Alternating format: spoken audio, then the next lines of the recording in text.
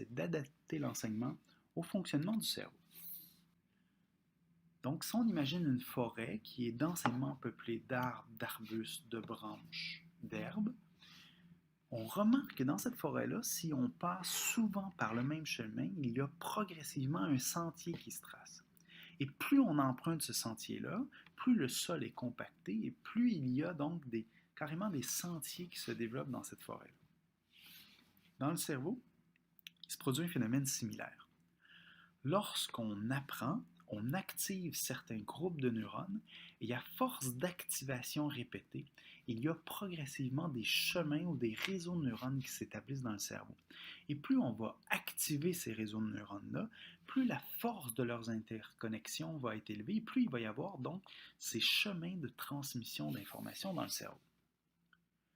Un deuxième aspect de cette métaphore, de cette analogie, est que lorsqu'on cesse de passer dans le sentier, dans la forêt, progressivement, la végétation reprend sa place. Et dans le cerveau, il se produit un peu la même chose. Si on n'utilise pas certains réseaux de neurones, progressivement, ces réseaux de neurones vont affaiblir leurs interconnexions et peuvent même aller jusqu'à se déconnecter.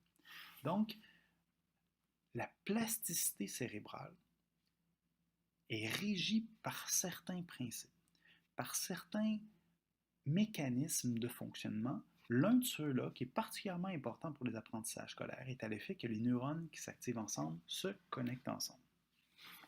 Et c'est ce qui mène à proposer quelque chose. Proposer quelque chose qui est à l'effet qu'il est important de pratiquer la récupération en mémoire.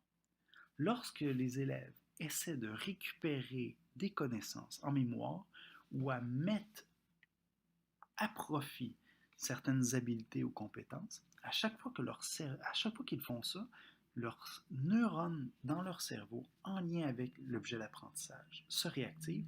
Et à chaque fois qu'il y a cette réactivation, il y a consolidation des réseaux de neurones.